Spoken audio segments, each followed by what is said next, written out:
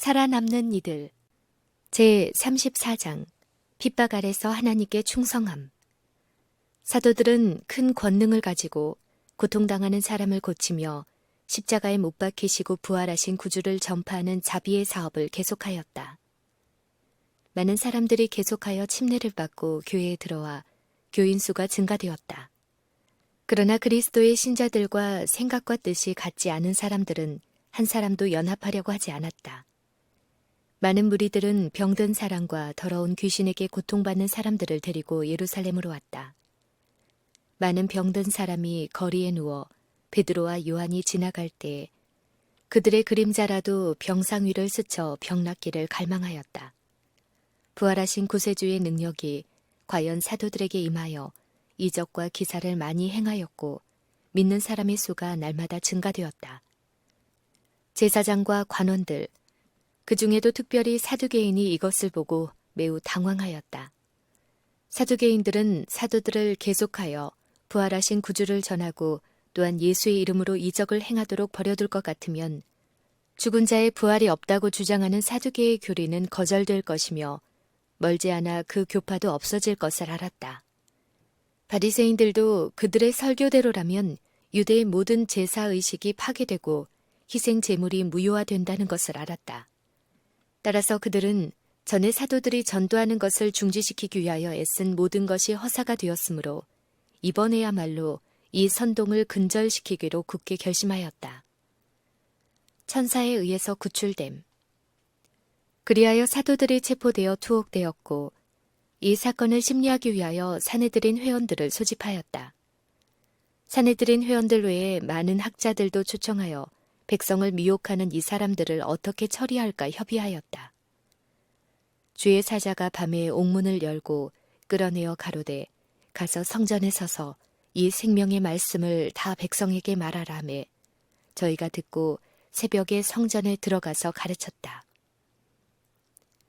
사도들이 신자들 앞에 나타나 천사가 어떻게 저들을 파수병들의 한가운데로 통과하게 한 것과 제사장과 관원들이 중지시킨 그들의 일을 다시 시작하라고 명한 것을 자세히 들려주자 신자들은 놀라움과 기쁨으로 가득 찼다. 회의를 하는 가운데에 제사장과 관원들은 사도들에게 폭동의 책임을 지우고 또한 아나니아와 삽비라를 죽인 일과 제사장의 권위를 찬탈하려고 모의했다는 죄목으로 고발하여 처형하기로 결정했었다. 그렇게 함으로써 일반 민중이 흥분하여 들고 일어나 예수를 처형한 것처럼 사도들에게도 그렇게 할 것이라고 믿었다. 그들은 그리스도의 교훈을 받아들이지 않는 많은 자들이 유대 권력층의 전제적인 정치에 실증이 나서 어떤 결정적 변화를 기대하고 있다는 것을 알고 있었다. 만약 이 사람들이 사도들의 신앙에 흥미를 가지고 이것을 받아들여 예수를 메시아로 인정하게라도 된다면 온 백성의 분노가 제사장들에게 집중되어 그리스도를 살해한 책임을 지게 되지 않을까 두려워하였다. 이것을 방지하기 위해서 강경한 수단을 취하려고 결심하였다. 제사장들은 베드로와 요한이 옥에 있는 줄만 알고 사람을 보내어 그들을 데려오라고 명하였다. 그러나 옥문은 굳게 잠기고 간수도 문에 있는데 죄수의 모습은 보이지 않는다고 보고할 때 제사장들은 심히 놀랐다. 잠시 후에 옥에 가두었던 사람들이 성전에 서서 백성을 가르치더이다 하는 보고가 들어왔다. 사도들은 큰 이적으로 옥에서 구출되었으나 신문과 형벌에서 벗어난 것은 아니었다. 그리스도께서 저희와 함께 계셨을 때 너희는 조심하라. 사람들이 너희를 공회에 넘겨주겠다고 하셨다. 하나님께서는 그들에게 천사를 보내어 그들을 보호하신다는 사실과 그들과 함께 하심에 대한 보증을 주셨다.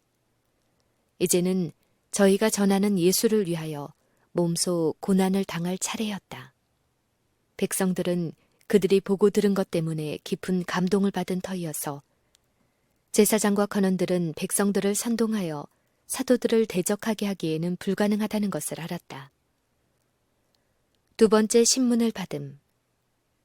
성전 맡은 자가 관속들과 같이 가서 저희를 잡았으나 강제로 못함은 백성들이 돌로 칠까 두려워함이러라. 저희를 끌어다가 공회 앞에 세우니 대제사장이 물어 가로되 우리가 이 이름으로 사람을 가르치지 말라고 언금하였으되 너희가 너희 교를 예루살렘에 가득하게 하니 이 사람의 피를 우리에게 돌리고자 함이로라 하였다.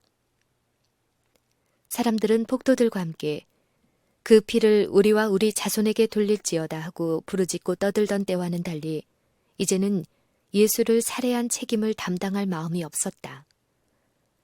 베드로는 다른 사도들과 함께 지난번 신문을 받을 때 변호한 것과 같은 방법을 고수하였다.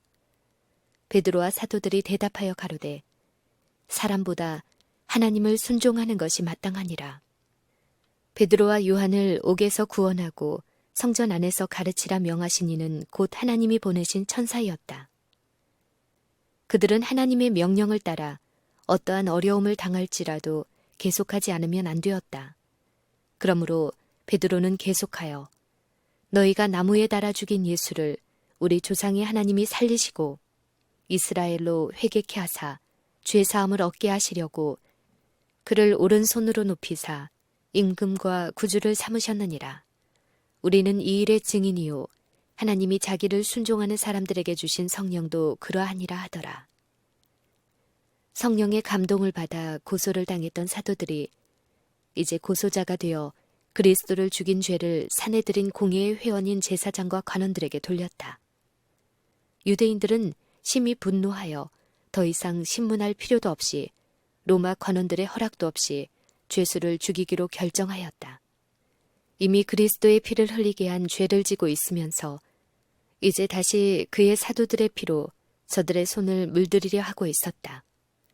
그러나 그 중에는 높은 학식과 지위를 가진 학자가 한 사람이 있어서 제사장과 관원들의 이런 폭력적인 방법에 따를 아주 무서운 결과를 알고 있었다. 하나님께서는 유대인의 공회 중에서 한 사람을 일으켜 제사장과 관원들의 폭동을 진압시켰다. 가말리엘은 교법사요, 학문 있는 바리새인이요, 매우 유명한 사람이었다. 그는 또한 사려가 깊은 사람으로 죄수를 위하여 변호하기 전에 잠깐 동안 밖으로 데리고 나가게 하였다. 죄수들이 밖으로 나가자 신중하고 침착하게 말하기를 이스라엘 사람들아, 너희가 이 사람들에 대하여 어떻게 하려는 것을 조심하라. 이전에 드다가 일어나 스스로 자랑하며 사람이 약 400이나 따르더니 그가 죽임을 당함에 쫓던 사람들이 다 흩어져 없어졌고 그 후 호적할 때에 갈릴리 유다가 일어나 백성을 꿰어 쫓게 하다가 그도 망한즉 쫓던 사람이 다 흩어졌느니라. 이제 내가 너희에게 말하노니 이 사람들을 상관 말고 버려두라.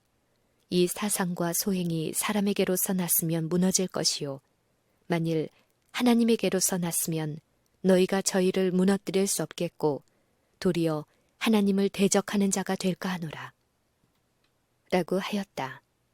제사장들은 그 말을 옳게 여기지 않을 수 없었다. 하는 수 없이 사도들을 불러들여 채찍으로 때리고는 말하기를 예수의 이름으로 가르치지 말라 하고 석방하니 사도들은 그 이름을 위하여 능욕받는 일에 합당한 자로 여기심을 기뻐하면서 공회 앞을 떠나니라. 저희가 날마다 성전에 있든지 집에 있든지 예수는 그리스도라 가르치기와 전도하기를 쉬지 아니하니라. 사도들의 핍박자들은 저희가 그리스도의 증인들을 넘어뜨릴 수 없다는 것을 깨닫자 곤란하게 된 것이 사실이다. 사도들은 그들 앞에서 굴욕과 고통을 당하신 구주를 위하여 수치를 영광으로 고통을 기쁨으로 바꿀 믿음과 용기가 있는 사람들이었다. 그리하여 이 용감한 제자들은 공중 앞에서나 또한 유대인들을 무서워해서 저희 신앙을 고백하지 못하는 사람들에게 초청을 받아 개인 집에서도 비밀히 가르치는 일을 계속하였다.